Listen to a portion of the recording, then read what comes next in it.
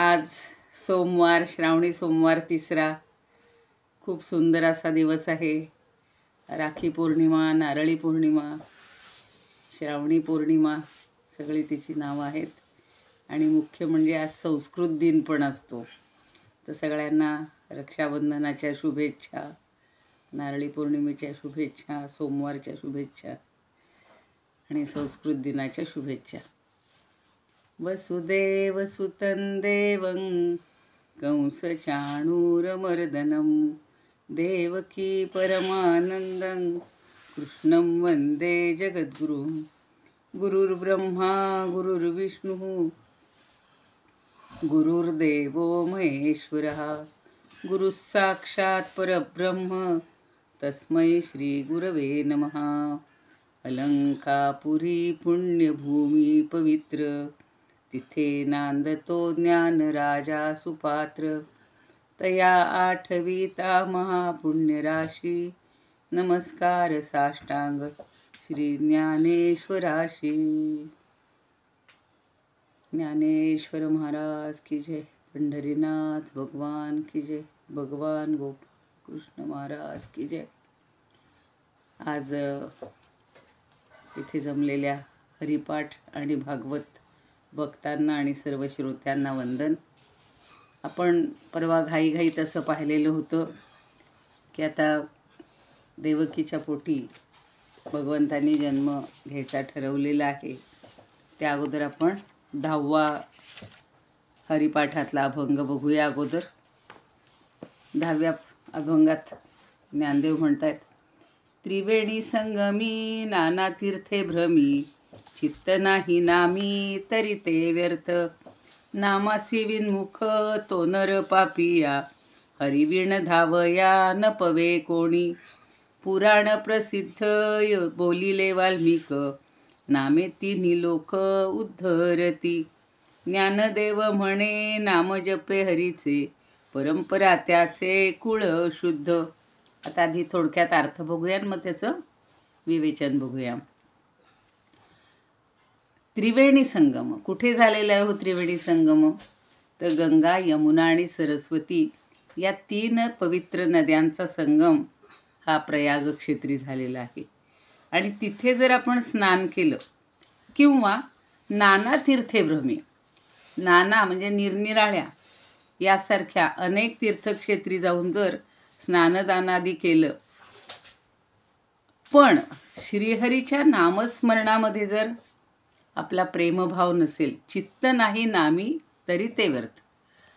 ठीक आहे, गंगेत स्नान केलं, सगळ्या नद्यांमध्ये तीर्थक्षेत्री स्नान केलं, सगळं केलं, पण चित्त आपलं आपल्या भगवंताच्या नामामध्ये नसेल तर हे सगळं व्यर्थ आहे. म्हणून काय म्हणतायत पुढच्या ओळीमध्ये, नामासी विन्मुख तो नर पापिया. जो नामाच्या बद्दल विन्मुख झालेला आहे, नामस्मरणामध्ये त्याचा प्रेमभावच नाही आहे, तर तो पापी आहे. आणि हरिवीण धावया न पवे कोणी. आणि हरिवीण म्हणजे हरीचं नामस्मरण न करता जो नुसता धावत राहील, बाकी सगळ्या गोष्टी करत राहील, तर त्याला कोणीही पावणार नाही किंवा हरी काही त्याचा उद्धार करू शकणार नाही. पुराण प्रसिद्ध बोलिले वाल्मिक नामे तिन्ही लोक उद्धरती. आता पुराण वचनामुळं किंवा पुराणाची, रामायण हे एक प्रकारचं पुराणच आहे, आर्ष पुराण म्हणायचं त्याला. तर त्याची रचना केल्यामुळं वाल्मिकी मुनी काय झालेत तर प्रसिद्ध झाले. आणि नामे तिन्ही लोक उद्धरती, मुख्य म्हणजे नामस्मरणामुळं त्यांचा जसा उद्धार झाला. नारदांनी त्यांना सांगितलं की तुझ्या या पापाचं शमन होण्यासाठी एकच उपाय, तू रामनाम घे. त्याला राम म्हणता येत नव्हते, त्यानं मरा सुरू केलं, पण मरातनं राम झालं. म्हणून उफराट्या नामासाठी वाल्मिक उठला, तरला उठा उठी, तसा तो तरला गेला. म्हणून या नामानं तिन्ही लोकांचा उद्धार होऊ शकतो, वाल्मिकींचा जसा झाला तसा. म्हणून ज्ञानदेव म्हणतात, ज्ञानदेव म्हणे नामजपे हरीचे परंपरा त्याचे कुळशुद्ध. अहो, आपण नामजप केला तर सगळी कुळाची परंपरा म्हणजे कितीतरी पिढ्यांचा पापक्षय होऊन त्या पिढ्या शुद्ध होतात. तेवढ्यासाठी आपण करायचे की आपल्या पूर्वजांच्या हातून कळत नकळत काही घडलं असेल तर ते आपण सावरायला पाहिजे आणि हे करायला पाहिजे असं भगवंत सांगतात.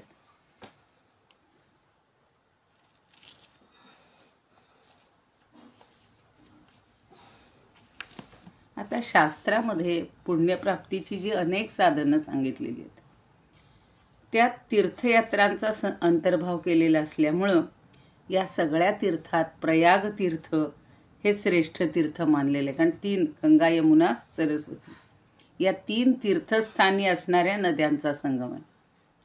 म्हणून सगळेजण जातात तीर्थ म्हणून तिथं स्नान करतात आणि मग सगळ्यांना स्वर्गप्राप्ती किंवा मोक्षप्राप्ती होते अशी सगळ्या पुराणांमध्ये कथा किंवा तिचं महत्त्व सांगितलेलं आहे. म्हणून आदिपुराणात या 3 नद्यांचं काय महत्त्व सांगितले बघा. श्री गंगाद्रवरूपेण त्रैलोक्यं व्याप्य तिष्ठति न गंगा सदृशं तीर्थं स्वयमेव द्रुतो हरिः त्रैलोक्य कृष्णवामांग संभूता यमुना कृष्णरूपिणे नज्जलं यमुना वाटी साक्षात ब्रह्मैव तज्जलम. अहो गंगा ही द्रवरूपाने त्रैलोक्याला व्यापून राहिली म्हणून गंगेसारखं तीर्थ नाही. कारण ती श्रीहरीच्या प्रत्यक्ष डाव्या अंगापासून उत्पन्न झालेली आहे यमुना आणि ती कृष्णरूपिणीच आहे. त्यामुळं या दोन्ही नद्यांना एक वेगळं महत्त्व आलेलं आहे आणि ते पाणी केवळ ब्रह्मरूपच आहे. म्हणून नाथराय म्हणतात तुझी या चरणीची गंगा सकळ पातके ते भंगा ते पायवणी श्रीरंगा पवित्र जगाते खरी.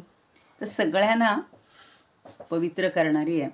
मागं कधीतरी मी सांगितलेलं होतं की गंगेच्या तीरावरून नारद मुनी चालले होते आणि गंगेला खूप आनंद झाला की आता नारद माझ्यामध्ये येतील स्नान करतील. तर नारद बाजूनं जात राहतात. ती म्हणते असं का हो. तर नाही म्हणे तुम्ही माझ्यामध्ये स्नान का करत नाही. तर ते म्हणे मला स्नान करण्याची गरज नाही, माझ्या मुखामध्ये नामगंगा आहे त्यामुळं मला. ती म्हणते तुम्हाला गरज नाही आहे, मला गरज आहे. तुम्ही जर माझ्या इथे स्नान केलं तर मी पवित्र होणार आहे. कारण लाखो लोक येतात त्यांची पापं माझ्यामध्ये सोडतात. तर तेच इथंही सांगितलेलं आहे की या 3हीच काय सगळ्या ज्या तीर्थक्षेत्रातल्या गंगा आहेत म्हणजे नद्या आहेत त्या संतांच्यामुळं पवित्र होतात आणि म्हणून आपण तिथे पुन्हा पुन्हा स्नान करतो. पण इथे श्रद्धा हा महत्त्वाचा भाग आहे. एक छान असा छोटासा प्रसंग आहे की शिव एकदा परीक्षा घेण्यासाठी काशी क्षेत्रावर कुष्ठरोग्याच्या रूपात बसले होते आणि माता पार्वती येणाऱ्या जाणाऱ्यांना विनवत होती बरं का की जो कोणी अजिबात पापी नसेल त्यांनी माझ्या या पतिराजांना स्पर्श केला तर त्यांचं कुष्ठ नष्ट होईल. कुणी आहे का हो असा पुण्यात्मा. तर ते बोलणं ऐकून एक खेडूत येतो आणि तो खेडूत तिथं त्यांच्याजवळ येतो आणि म्हणतो एवढ्यात आलोच. आता आधी तो पुण्यवान आहे की नाही माहिती नाही. तो पटकन जातो, गंगा स्नानानं पावन होतो आणि लगेच येऊन येतो. म्हणतो मी आता गंगा स्नानानं पावन झालो आहे, आता आपल्या पतींना स्पर्श करतो म्हणजे त्यांचा रोग बरा होईल. आणि दोघंही तिथं मूळ रूपात प्रसन्न झाले. कारण ही त्याची श्रद्धा की गंगेमध्ये स्नान केलं की नक्की पावन होणार आहे. ही श्रद्धा त्याला कारणीभूत ठरली आणि शिवपार्वती साक्षात त्याला भेटलेले. तर हे जे सगळं दोन्ही नद्यांना जे पावनत्व आलं आणि सरस्वती तर आहेच. तर हे भगवंताच्या सान्निध्यामुळं आणि संतांच्या सेवेनं किंवा संतांच्या पण सहवासानं या नद्या पवित्र होतात. आपल्याला वामन अवतारातली माहिती आहे की बळीकडून 3 पावलं भूमिदान म्हणून मोजून घेत असताना महाविष्णूंनी 3रं पाऊल उचललं आणि त्यातील पाणी सहजरित्या भगवंताच्या चरणावरून खाली पडलं तर ते पदतीर्थ शिवांनी मस्तकी धारण केलं म्हणून पायवणी माथा वाहिली असं ज्ञानदेवांनी आपल्या ह्याच्यामध्ये वर्णन केलेलं आहे. आणि मग संतांनी सुद्धा स्नान केलं, त्यांच्या स्पर्शांनी या सगळ्या पवित्र झालेल्या आहेत. पण गंगेलाच कधीतरी अभिमान झाला बरं का की मला मात्र शंकरांनी आपल्या मस्तकावर धारण केलेली आहे म्हणून तिला सुद्धा असं म्हणतायत की अभिमान शत्रू मोठा, अभिमानाचे तोंड काळे, दावी बळे अंधार. तर संत महात्मे ह्यांच्यामध्ये स्नान करतात किंवा त्यांच्या सहवासामुळं त्यांना पावित्र्य मिळतं. म्हणून भागवतात म्हटलेलंच आहे, प्रायेण तीर्थागम गमापदेशै स्वयं हि तीर्थानि पुनंती संतः. आधी त्यांना पावित्र्य आहेच, पण संतांच्या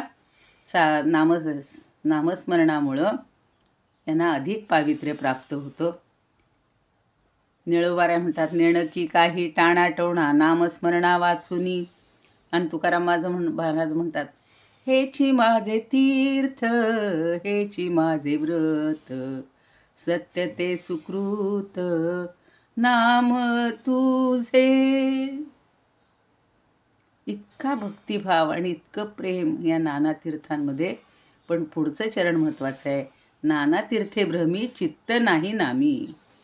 पण अनेक ठिकाणी जरी तुम्ही फिरत राहिले तरीसुद्धा जर चित्त नामामध्ये नसेल तर ते व्यर्थ आहे.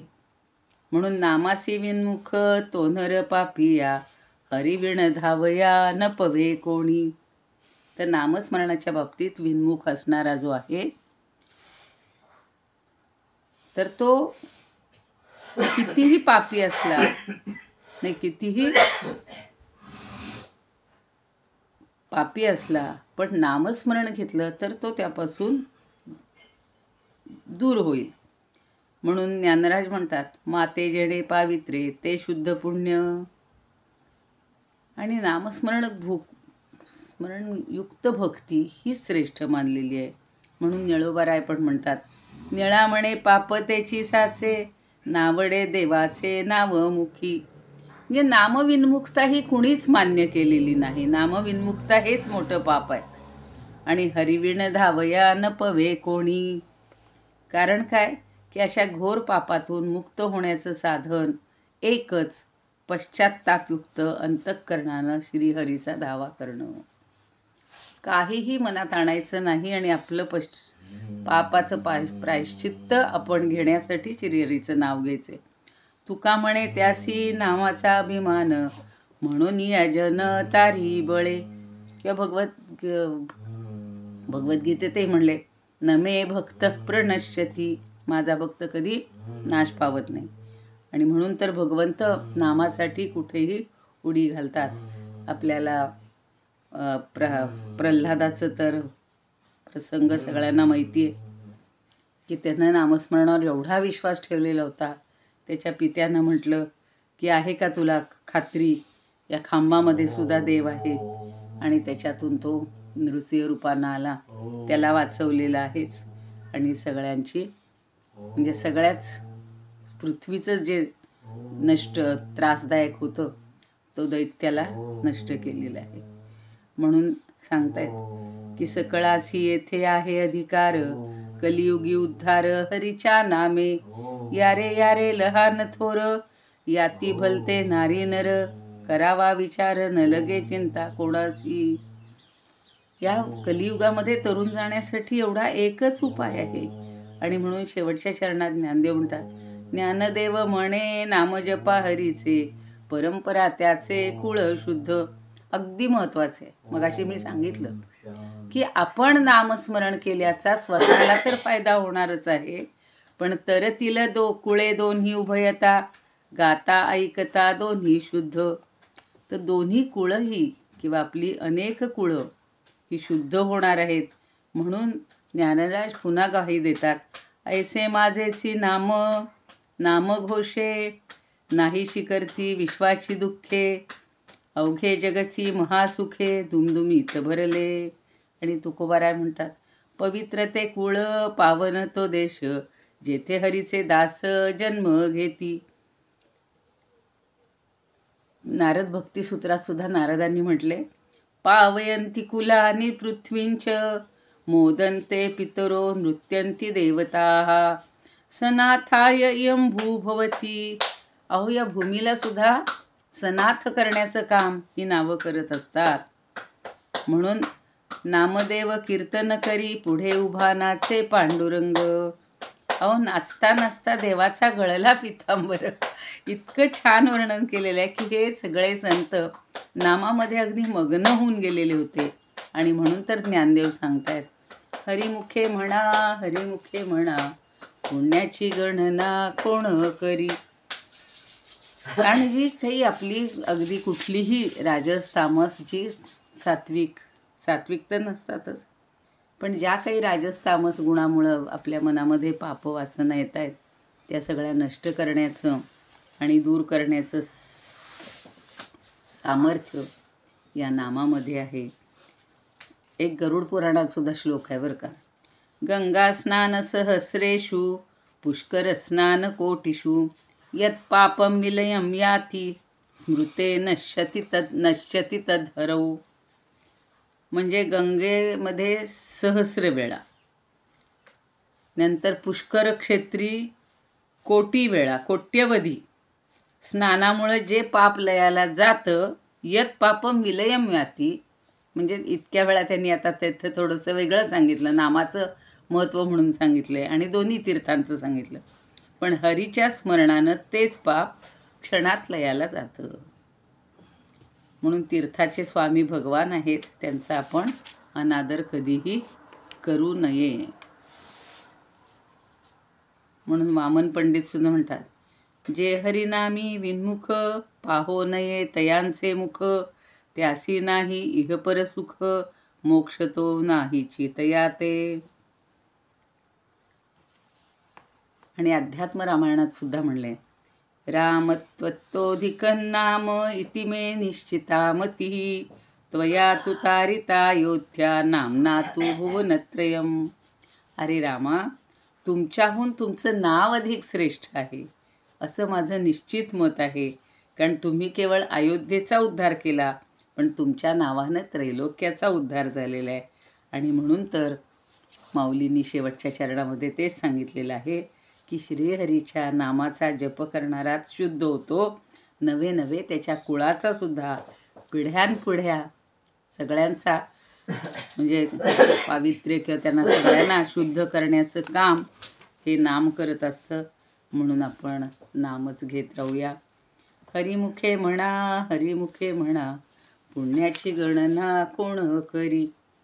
आता परवा अगदी आपण एका टप्प्यात आलो होतो, आलेच आहे आता श्रावण महिन्याचा हा पौर्णिमा आहे. म्हणजे 8च दिवस राहिलेले आहेत भगवंताच्या जन्माला खरे खरे. पण आपण काय कुठल्याही वेळेला चिंतन केलं तरी भगवंत आपल्यासाठी समोर उभाच आहे.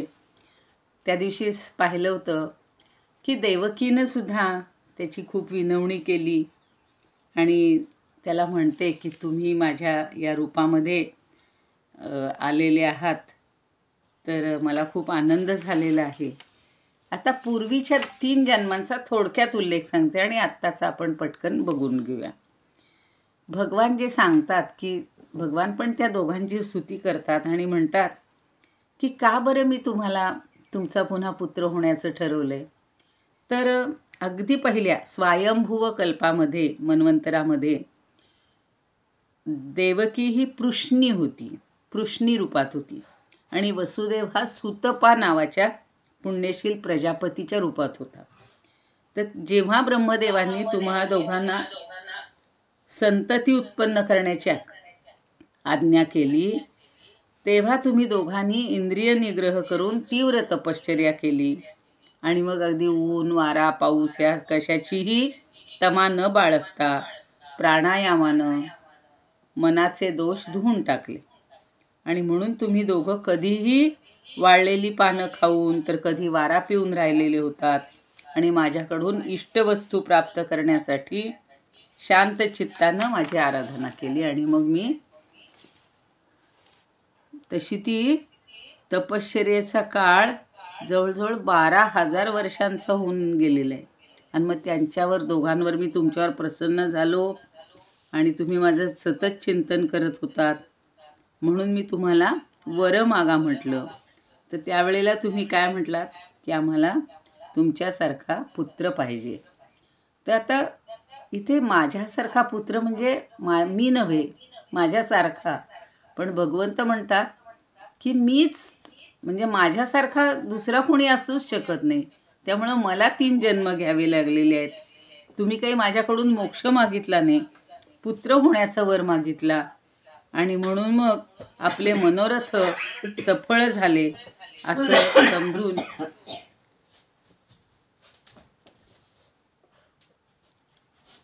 तुम्ही विषयांचा भोग घेणं सुरू केलं.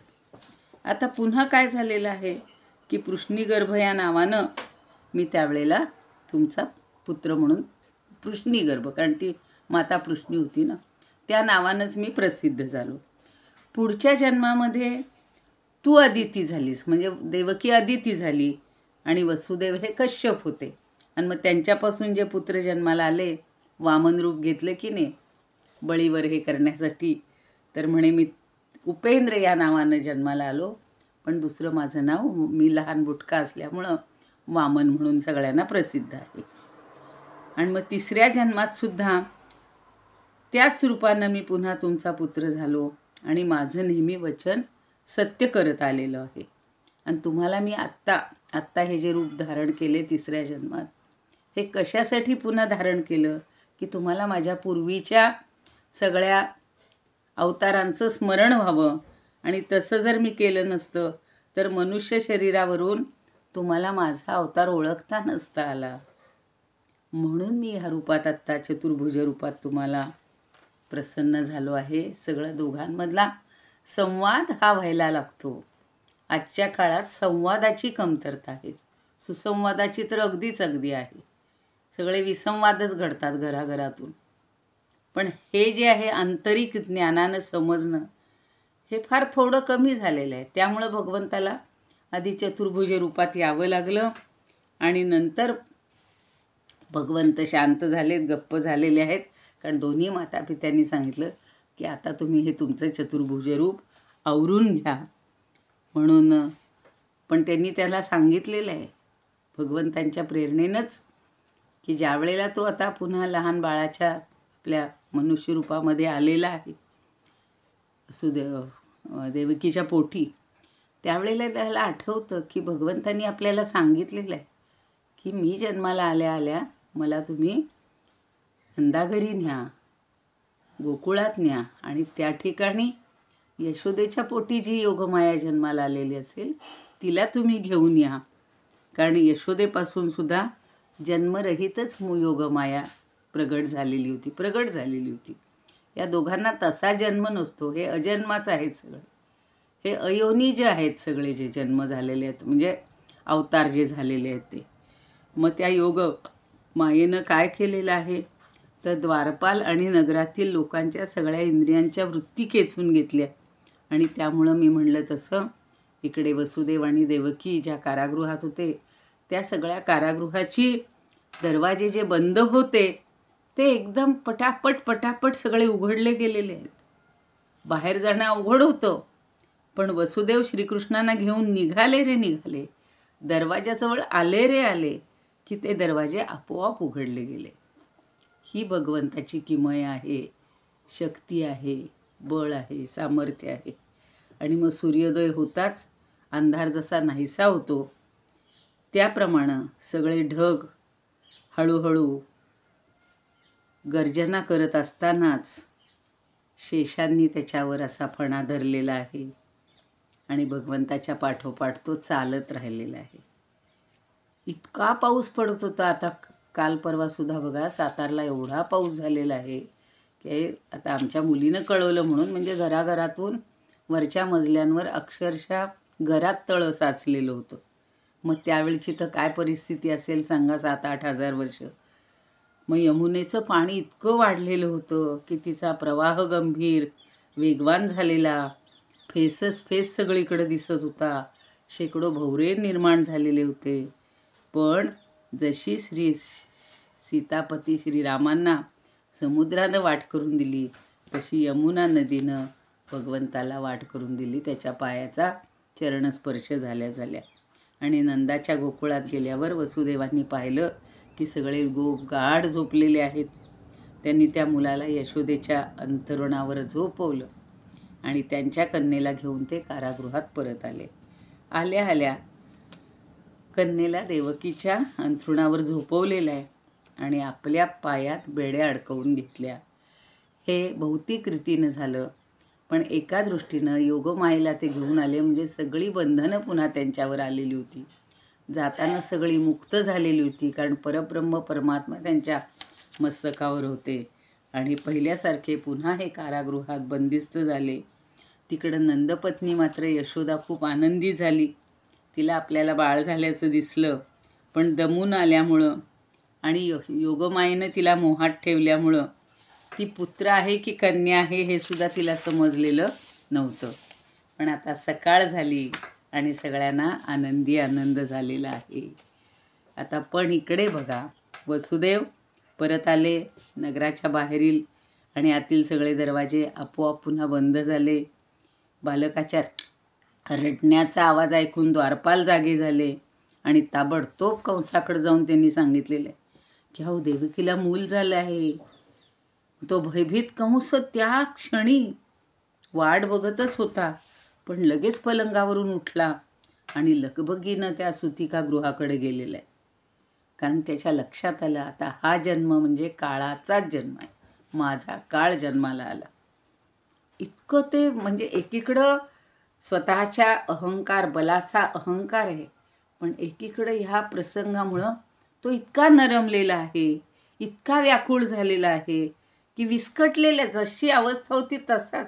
झोपेतनं उठल्यावर हल्ली दाखवतात अगदी सगळे साजशृंगार केलेले, पण आपण जेव्हा झोपेतनं उठतो तेव्हा आपलं काय रूप असते हे आपल्याला माहिती आहे.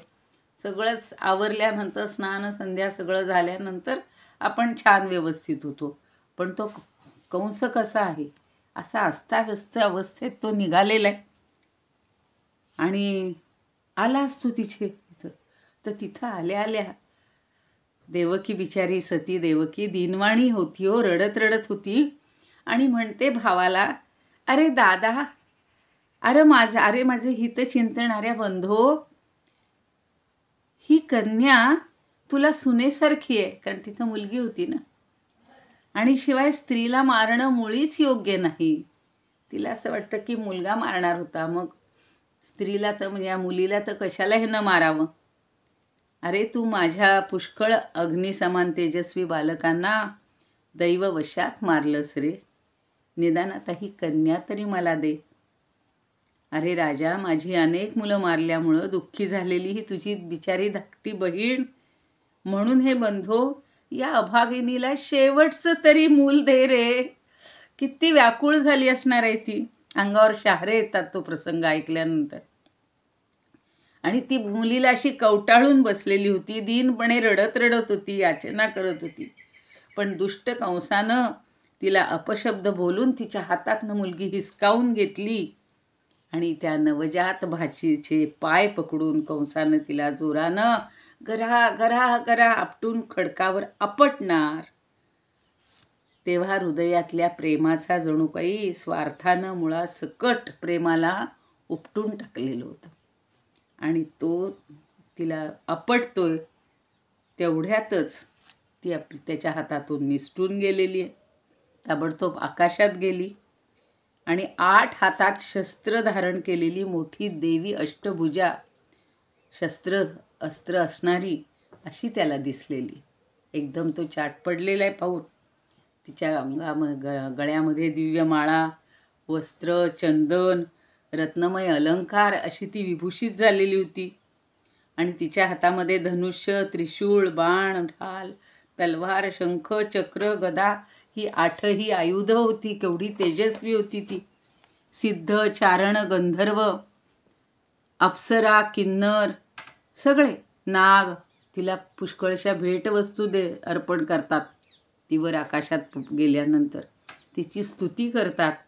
आणि मग ती कंसाला म्हणतीये, ती अष्टभुजेत प्रसिद्ध हे झाल्यानंतर प्रकट झाल्यावर ती म्हणते, अरे मूर्खा, मला मारून तुला काय मिळणार आहे. तुझ्या मागील जन्मातील शत्रू तुला मारण्यासाठी दुसऱ्या कुठंतरी जन्माला आला आहे. आता ती सांगत नाही नक्की कुठेतरी ते. आणि तू निर्दोष बालकांची विनाकारण हत्या करू नकोस हेही तिनं सांगितलं आहे. अंडरलाईन आहे की बाकीच्या निर्दोष बालकांची हत्या करू नकोस असं म्हणून ती अंतर्धान पावली. आता पृथ्वीवरील निरनिराळ्या ठिकाणी ती निरनिराळ्या नावाने प्रसिद्ध झाली. मी परवा सांगितलं की आपल्या इथे भारतात 52 शक्तिपीठं आहेत. आणि म्हणून ते ऐकल्यावर मात्र देवीचं म्हणणं ऐकून कंसाला आश्चर्य वाटतं. आणि त्यानं त्याच वेळी देवकी आणि वसुदेव यांना कैदेतून मुक्त केलं. आता काही ठेवून उपयोग नाही. आणि नम्रतेनं त्यांना म्हणतो, अगं ताई, अहो भाऊजी, अरे रे, मी किती पापी आहे. पश्चात बुद्धी, ती पश्चाताप जो म्हणतो तो, नंतर बुद्धी येऊन काय उपयोग आहे. ज्याप्रमाणे राक्षस आपल्याच मुलांना मारून टाकतो, त्याप्रमाणे मी तुमची सगळी मुलं मारून टाकली. मी इतका दुष्ट आहे की माझ्यामध्ये करुणेचा लवलेशही नाही. स्वतःला होणारा पश्चाताप कसा व्यक्त होतो बघा. मी माझ्या बांधवांचा आणि मित्रांचाही त्याग केला. आता मला कोणत्या नरकात जावं लागेल. मी ब्रह्मघातकी माणसाप्रमाणे जिवंत असूनही मेल्यासारखा आहे. माणसंच फक्त खोटं बोलतात असं नाही, तर विधाता सुद्धा खोटं बोलतो. त्याच्यावर विश्वास ठेवून मी पाप्यानं बहिणीची मुलं मारली. तुम्ही दोघे महात्मा आहात. आपल्या पुत्रांसाठी शोक करू नका. त्यांना त्यांच्या कर्माचंच फळ मिळालं. इथे कर्मसिद्धांत कंसाला चांगला माहिती आहे. किती मुलंसुद्धा असंच काहीतरी पूर्वजन्मीचं असणार आणि त्यामुळं ते फक्त जन्मापुरती तिथपर्यंत आली आणि लगेच मरण पावली. खूप अशी घडलेली आहेत घटना. आत्तासुद्धा घडतात. आमच्याच नात्यामध्ये अशी झालेली आहेत जवळमध्ये अगदी, की 9 महिने पोटात वागवायचे. काही तर जन्माला येण्यापूर्वी आतच हे होतात, किंवा जन्माला येऊन 4-5 दिवसात, 2 तासात, 1 तासात लगेच त्यांचा मरण होतो आहे. नैसर्गिक काय म्हणा याला, तो जो म्हणतोय तसं प्राणी हा कर्माच्या आणि प्रारब्धाच्या अधीनच असतो. सर्व काळ एकमेकावर अवलंबून राहू शकत नाही, बरोबर राहू शकत नाहीत. म्हणून जीवा असावे जन्मे मृत्यू, जोड जन्म जात, हे तर आपल्याला गदिमांनी सांगितलेलंच आहे. म्हणून दोष ना कुणाचा, असं आता तो अगदी तत्त्वज्ञान सांगतोय. बघा पुढे तो सांगतो, जशा मातीच्या वस्तू तयार होतात आणि मातीतच मिसळून जातात, मातीमध्ये काही बदल होत नाही, त्याप्रमाणे शरीराचं उत्पन्न होणं, नाहीसं होणं हे चालूच असतं. पण आत्म्यावर याचा काही प्रभाव होत नाही. हे सगळं कंसाच्या तोंडी भागवतकारांनी लिहिलं आहे. म्हणजे त्यांना असं, कंस म्हणजे काही अगदीच हे होता असं नाही आहे, अज्ञानी होता असं नाही आहे. फक्त तो अहम, सामर्थ्याचा गर्व हा कसा माणसाला त्रास देतो ते त्या ठिकाणी सांगितलेलं आहे. आणि जे लोक हे तत्त्व जाणत नाहीत ते या शरीरालाच आत्मा मानतात. त्यामुळं पुत्रादी देहांशी संयोग आणि वियोग होतो. सुखदुःखरूपी संसारातून सुटका होत नाही. म्हणून ताई, बघा तिथं मात्र ताई आठवली त्याला. मी जरी तुझ्या पुत्रांना मारलं असलं तरी तू त्यांच्यासाठी शोक करू नको, कारण सगळ्या प्राण्यांना पराधीनपणे आपापल्या कर्माचे भोग भोगावेच लागतात. पराधीन आहे जगती पुत्र मानवाचा, दोष ना कुणाचा. आणि मग हा जो अज्ञानी आहे, हा जन्ममृत्यूचा अभिमान धरून पीडा भोगायला तयार होतो, आपलं स्वरूप न जाणल्यामुळं. आपला जीव जोपर्यंत समजत नाही त्याला तोपर्यंत. आणि म्हणून माझ्या दुष्टतेला तुम्ही दोघांनी क्षमा करावी, कारण तुम्ही दोघं सज्जन आहात, दीनांचे रक्षण करणारे आहात, असं म्हणून त्यांनी दोघांचे पाय धरलेत. आणि त्याच्या डोळ्यातून अश्रू गळतायत बराबर. मग त्यानं योगमायेच्या वचनावर विश्वास ठेवला आणि स्वतःच्या सौजन्यानं देवकी आणि वसुदेवाला कैदेतून सोडून टाकले. आता पश्चाताप झाल्यावर देवकीनं त्याला क्षमा केली. तिचा राग मावळला. केवढी मोठ्या मनाची होती हो बहीण ती. त्याच क्षणी वसुदेव हसून त्याला म्हणतो, कंसा, तुझं म्हणणं खरं आहे. अज्ञानामुळंच हे जीव, शरीर इत्यादींना मी समजत असतो. त्यामुळं आपपरभाव निर्माण होतो. आणि अशी भेददृष्टी झाल्यामुळंच शोक, हर्ष, भय, द्वेष, लोभ, मोह आणि मदानं लोक अंधळे होतात. आणि सर्वांना प्रेरणा देणारेच भगवंत एका वस्तूनं दुसऱ्या वस्तूचा परस्पर नाश करीत आहेत, याचं आपल्याला भान राहत नाही. म्हणून शुक पुन्हा सांगतायत परीक्षिताला की अशा प्रकारे प्रसन्न झालेल्या प्रसन्न होऊन निष्कपट भावानं वसुदेव आणि देवकी कंसाशी बोलले. त्यांची अनुमती घेऊन तो आपल्या महालाकडे निघूनही गेला. ती रात्र उलटून गेलेली आहे, पण कंसानं आपल्या सगळ्या मंत्र्यांना बोलावलं आणि काय सांगितलं, योगमायेने जे सांगितले ते सगळं त्यांना सांगितलं. मग कंसाचे मंत्री फारसे शहाणे नव्हते हो, ते दैत्यच होते, त्यामुळं देवांचा द्वेष करतच होते. मग स्वामींचं म्हणणं ऐकल्यावर ते देवशत्रू कंसाला सांगतात, भोजराज असं असेल तर आजच आम्ही सगळी शहरं, गावं, गवळ्यांच्या वस्त्या सगळ्या ठिकाणी जातो आणि जिथं कुठं लहान मुलं असतील, 10 दिवसाच्या आतील असतील किंवा बाहेरची असतील, सगळ्यांना आजच्या आज मारून टाकतो. रणांगणाला भिडणारे सगळे देवगण सुद्धा युद्धाची तयारी करून आता काय करणार आहेत. आपल्या धनुष्याचा टणत्कार ऐकून नेहमी ते घाबरलेले असतात. तेव्हा आता त्यांच्यावर बाणाचा वर्षाव करून, जेव्हा आपण त्यांच्यावर बाणांचा वर्षाव करून त्यांना घायाळ करू किंवा तुम्ही जेव्हा करता तेव्हा प्राणांचं रक्षण करण्यासाठी ते युद्धभूमी सोडून जातात, असं सगळं मंत्री त्याला छान सल्ला देत आहेत. इथे थांबूया आपण. योगेशं सच्चिदानंदं वासुदेवं व्रजप्रियं धर्मसंस्थापकं वीरं कृष्णं वन्दे जगद्गुरुं. कृष्णाय वासुदेवाय हरये परमात्मने प्रणतः क्लेशनाशाय गोविंदाय नमो नमः. ओम पूर्णमदः पूर्णमिदं पूर्णात् पूर्णमुदच्यते पूर्णस्य पूर्णमादाय पूर्णमेवावशिष्यते. ओम शांती शांती शांती. ओम नमः शिवाय. ओम नमः शिवाय. हर हर बोले नमः शिवाय. गंगाधराय शिव गंगाधराय हर हर बोले नमः शिवाय. ओ नमः शिवाय. ओ नमः शिवाय. हर हर बोले नमः शिवाय. विश्वेश्वराय शिव विश्वेश्वराय हर हर बोले नमः शिवाय. ओम नमः शिवाय. ओम नमः शिवाय. हर हर बोले नमः शिवाय. घृष्णेश्वराय शिव घृष्णेश्वराय हर हर बोले नमः शिवाय. ओम नमः शिवाय. नमः शिवाय. हर हर बोले नमः शिवाय. नागेश्वराय शिव नागेश्वराय हर हर बोले नमः शिवाय. ओम नमः शिवाय. ओम नमः शिवाय. हर हर बोले नमः शिवाय. रामेश्वराय शिव रामेश्वराय हर हर बोले नमः शिवाय. ओम नमः शिवाय. ओम नमः शिवाय. हर हर बोले नमः शिवाय.